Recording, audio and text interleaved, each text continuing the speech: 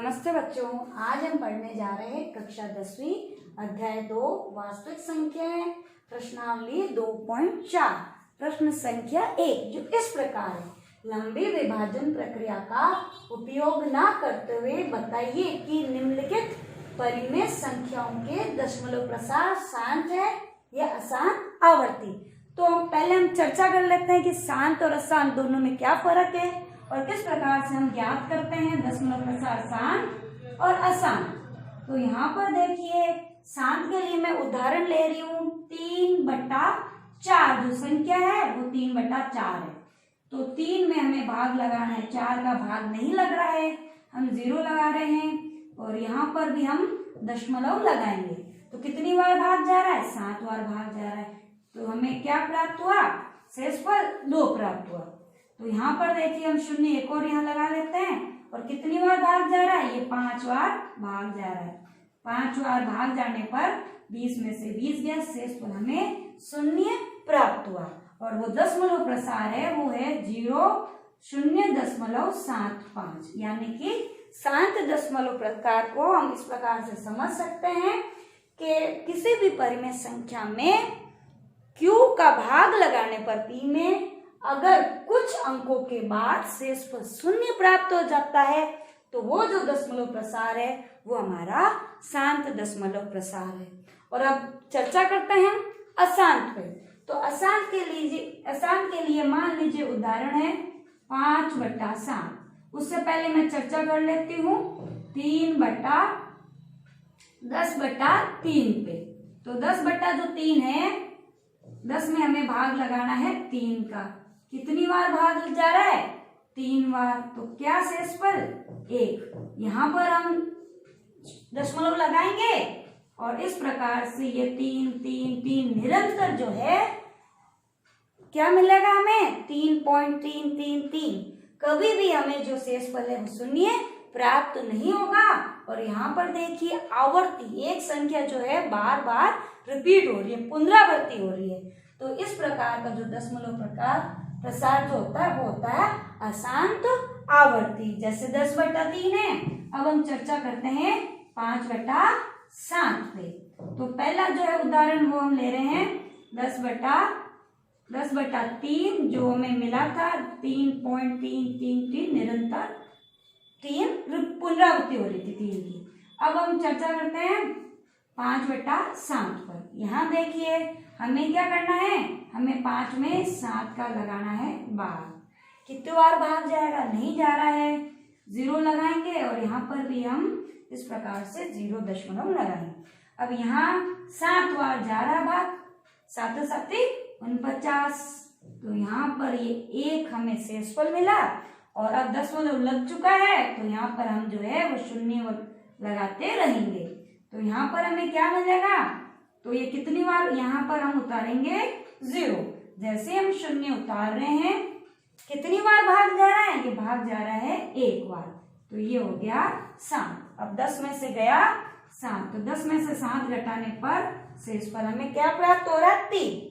अब यहाँ पर एक और 0 लगा देंगे और इस प्रकार से हम इसको यहाँ उतारेंगे। अब कितनी बार भाग जा रहा है? 30 में भाग लगाना है 7 का। तो 7 चौक क्या होता है? 28। तो इस प्रकार से जो है हम भाग लगाएंगे और शेषफल हमें 2 मिला और यहाँ पर आगे और 0 हम लगाते रहेंगे। तो यहाँ पर कितनी बार भाग जा रहा है?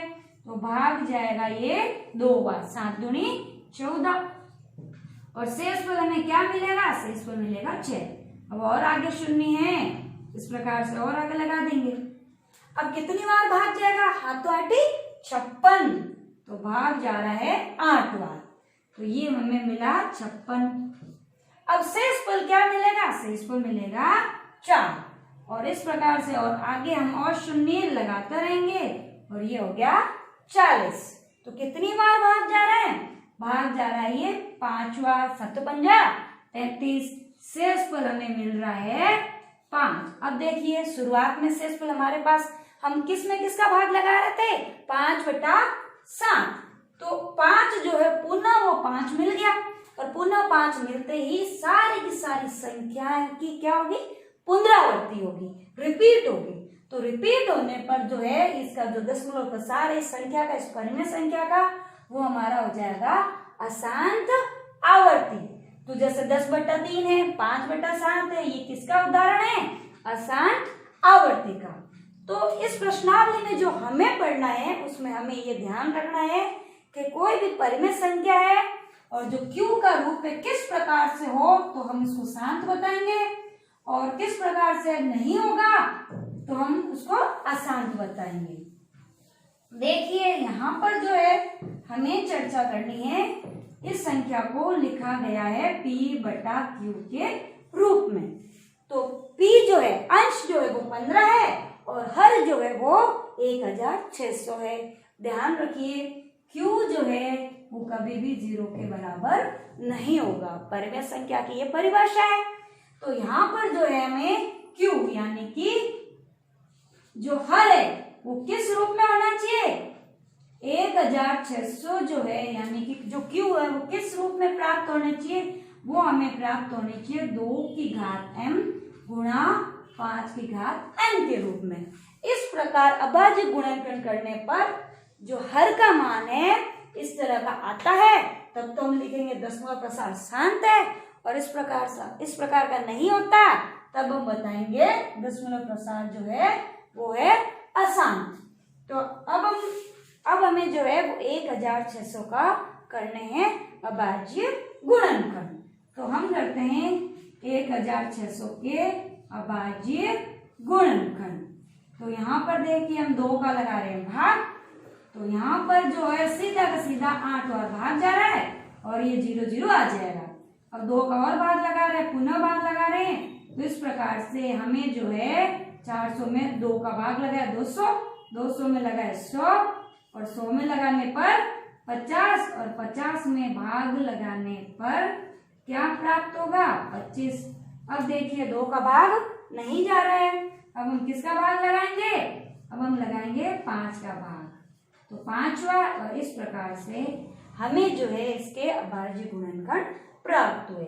अब हम इस संख्या को किस प्रकार लिख सकते हैं? हम इस संख्या को लिख सकते हैं 15/1600 को किस रूप में लिखा जा सकता है?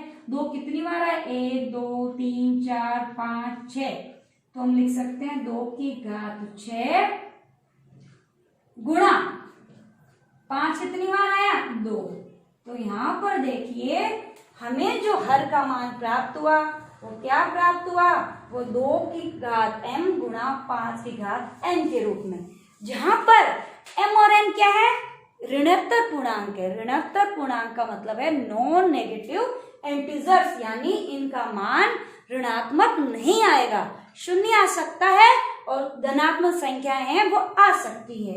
एक बात का और ध्यान रखिए कि इन दोनों में से किसी भी एक का मान अगर आ रहा है और एक का मान नहीं प्राप्त हो रहा है, मान लीजिए अगर यहाँ पे हर में 5 है तो 5 को हम लिख सकते हैं 5 की घात 1। तो इस प्रकार से हमें प्राप्त नहीं हो रहा है, 5 तो है लेकिन हमारे पास 2 नहीं है, तो हम इसको किस प्रकार से लिख सकते हैं? हम गुणा 2 की घात 0 लिख सकते हैं। क्यों लिख सकते हैं? क्योंकि 2 की घात जो 0 है, किसी की भी घात जो 0 होती है घातांक नियम के अनुसार उसका मान 1 होता है। अब ये 1 क्यों होता है इस पर थोड़ी अपन चर्चा करते हैं।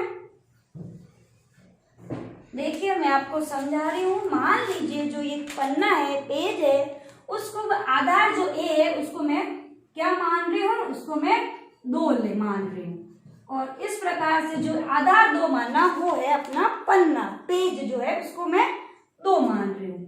और यहाँ पर देखिए ये जो पेज है इसको मैं एक बार फोल्ड कर, इस प्रकार से मैं इसको बराबर जो है मैंने एक बार इसको फोल्ड कर दिया।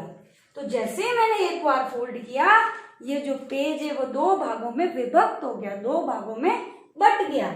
अगर एक बार फोल्ड करने पर 2 भागों में बट गया, 2 की घात 1, 2 है वो तो पेज है और जो 1 है वो फोल्ड की संख्या है। तो यहाँ पर हमें क्या प्राप्त हो रहा? 2। इसी प्रकार जो है अगर इस पन्ने को में पन्ना 2 है और जो घातांक है वो बता रहा है कितनी बार हमें फोल्ड करना है। अगर मैं इसको इस प्रकार से अगर 2 बार फोल्ड कर, तो एक बार तो फोल्ड कर रखा हमने पहले से ही, और एक बार हम और फोल्ड कर लेते हैं। तो यहाँ पर देखिए मैंने इस पन्ने को 2 बार फोल्ड किया, तो कितने भागों में विभक्त हो गया? बराबर 4 भागों में विभक्त हो गया। तो 2 की घात 2, 2 का वर्ग जो होता है वो 4। इसी प्रकार ये जो पेज है इस पे हम क्या फोल्ड कर देते हैं? कितनी संख्या में? 3। ये हमने एक बार फोल्ड किया, एक बार तो पहले से कर रखा था, 2 बार फोल्ड कर दिया, और अब हम जो है इसको 3 बार फोल्ड करते हैं। एक बार और करते हैं तो 3 बार हो जाएगा। इस प्रकार से हमने इसको किए फोल्ड। तो ये देखिए कितने भागों में विभाजित हो गया। इस प्रकार से फोल्ड कर दिया हमने। तो यहाँ देखिए ये जो भाग है वो कितने हो गए? 8 हो गए। 1 2 3 4 5 6 7 8। तो हम जितनी संख्या में भाग पन्ने को फोल्ड कर रहे हैं उतने ही हमें जो है 2 की घातांक के रूप में उत्तर प्राप्त हो रहा है। तो 2 का घन यानी कि हमें 8 जो भाग है वो प्राप्त हो। इसी प्रकार से अगर हम 4 फोल्ड करें तो 16 और 5 फोल्ड करें तो 32। तो यहाँ पर देखिए एक की घात जो 0 है उसका मान 1 ही क्यों आता है? तो अगर कोई पन्ना है कोई पेज है उसको फोल्ड ही नहीं करें, बिल्कुल फोल्ड नहीं करना है, तो फोल्ड 0 मतलब फोल्ड करना ही नहीं है। अगर फोल्ड नहीं करना है तो उसके कितने भागों में विभक्त होगा? तो फोल्ड नहीं करने पर ये सिर्फ एक भाग में विभक्त होगा। तो यहाँ पर मैंने ये बताया है आपको कि एक की घात जो 0 है उसका मान हम 1 क्यों लेते हैं, उदाहरण की सहायता से, पेज की सहायता से आपको एक्सप्लेन किया है। अब जो है हमें इस बात का ध्यान रखना है कि या तो 2 नहीं आ रहा है और 5 जो संख्या नहीं आ रही है तो उसको किस प्रकार से हम गुणा करके उसकी घात जो है वो 0 लिख सकते हैं। अगर इस प्रकार से देखिए हमें जो यहाँ क्या मिल रहा था, हमें मिल रहा है 2 की घात m गुणा 5 की घात n के रूप में। इस रूप में अगर हमारा उत्तर आ रहा है तो दशमलव प्रसार जो है वो क्या होगा? वो दशमलव प्रसार हमारा होगा 7। अब हम चर्चा करते हैं इसके दूसरे खंड की। तो 13 में हमें भाग लगाना है 3125 का, और हमें जो सर्वप्रथम अभाज्य गुणनखंड करने हैं वो किसके करने हैं? वो 3125 के। ये संख्या p बटा q के रूप में है और हमें q के अभाज्य गुणनखंड करने हैं। तो यहाँ पर देखिए हम जो है वो 3125 के अभाज्य गुणनखंड करते हैं। 2 का भाग नहीं जा रहा है, 3 का भाग देखते हैं। 3 के भाग के लिए नियम है इनके अंकों का योग क्या होना चाहिए? 3 से विभाजित होना चाहिए। तो यहाँ पर देखिए 3 और 1 4, 4 2 6, 6 5 11। 11 में 3 का भाग नहीं लगता तो इस संख्या में भी 3 का भाग नहीं लगेगा। अब हमारी जो अगली अभाज्य संख्या है वो है 5। 5 के लिए नियम है इकाई अंक या तो 0 हो या 5 हो। तो यहाँ पर इकाई अंक हमें क्या प्राप्त हो रहा? 5 हो रहा। तो 5 का भाग लगेगा। 5 का भाग लगाने पर कितनी बार भाग जा रहा है? 6 बार भाग जा रहा है। पीछे क्या बचा? 1। फिर हम 2 को उतारेंगे, 1 और 2 12, तो 5 दूनी 10। अब हमें जो है क्या करना है? 5 दूनी 10, 12 में से 10 गए 2, 5 को उतारेंगे तो हो गया 25। तो कितनी बार भाग जा रहा है? 5 बार। अब यहाँ देखिए यहाँ पर भी 5 का भाग लगेगा। तो 5 का भाग किस प्रकार लगेगा? यहाँ 1 बार, 6 में से 5 गया 1, 2 को उतारा तो 12, 5 दूनी 10, और पुनः जो है हमें शेष पर 2 प्राप्त होगा। 5 को उतारने पर 25 हो जाएगा, 125। तो यहाँ पर भी अपन को क्या करना है? यहाँ पर भी हमें 5 का भाग लगाना है। यहाँ 25 आएगा और पुनः भाग लगाने पर 5, और इस प्रकार से जो है हमें अंत में 1 प्राप्त हो रहा है। अभी हमें क्या करना है? इसको इस रूप में लिखना है कि इस रूप में लिखा जा सकता है या नहीं। तो यहाँ पर जो है हम क्या लिखेंगे? 13/1 2 3 4 5। तो 5 की घात जो 5 है, 2 नहीं है, तो हम इसको क्या लिख सकते हैं? हम लिख सकते हैं गुणा 1। और गुणा 1 जो है हमें पता है कि 1 का मान जो क्या होता है वो 2 की घात 0 हम लिख सकते हैं। यहाँ नियम लिख देंगे, चूंकि 1 की घात जो 0 है उसका मान सदैव एक होता है। अब यहाँ पर जो है इस रूप में लिखी गई है 2 की घात m गुणा 5 की घात n के रूप में, इस रूप में है तो दशमलव प्रसार शांत है। तो यहाँ पर जो है दशमलव प्रसार हमारा यहाँ पर भी शांत मिला। अब हम चर्चा करते हैं तीसरे खंड की। यहाँ पर देखिए जो संख्या है, जो q का मान है वो पहले से ही इस रूप में है 2 की घात m गुणा 5 की घात n के रूप में। तो यहाँ पर जो है हमें कुछ नहीं करना है, सीधा का सीधा इसका जो दशमलव प्रसार है वो आएगा हमारा शांत। इस प्रकार का जो प्रश्न बोर्ड परीक्षा में आता है तो 1 अंक का पूछा जाएगा। यहाँ देखिए 17/6, यहाँ पर जो हर है वो क्या है, वो है 6। तो 6 के जो अभाज्य गुणनखंड क्या होंगे, वो होंगे 2 गुणा 3। तो यहाँ पर 5 नहीं है तो 5 हम लिख सकते हैं गुणा 5 की घात 0, लेकिन उसके अलावा जो वो तीसरा नहीं होना चाहिए। तो यहाँ पर हमें 3 मिल रहा है, तो इसका जो दशमलव प्रसार होगा वो क्या होगा, वो होगा अशांत। तो हमें जो है सिर्फ शांत और अशांत की चर्चा करनी है, शांत और अशांत लिखना है। यहाँ देखिए यहाँ इस रूप में नहीं है, क्यों नहीं है, क्योंकि इसके अलावा जो है हमें 7 भी मिल रहा है। तो यहाँ पर जो है सीधा सीधा इसका दशमलव प्रसार इस रूप में नहीं है, इस प्रकार से हम लिखेंगे दशमलव प्रसार जो है वो सीधा लिख देंगे अशांत है। हर जो है 2 की घात m गुणा 5 की घात n के रूप में नहीं है। यहाँ पर हम जो चर्चा करते हैं छठे खंड की तरफ, तो यहाँ पर जो हमारा जो हर है वो है 50 p/q। तो यहाँ पर 50 के हम अभाज्य गुणनखंड कर लेते हैं, 2 का भाग जा रहा है तो ये हो गया 25, पुनः यहाँ 2 का भाग नहीं जा रहा है तो हम जो है 5 का भाग लगाएंगे और इस प्रकार से हमें अभाज्य गुणनखंड जो है वो प्राप्त हुए। तो इस 35 को हम लिखेंगे 2 की घात 1 और 5 की घात 2।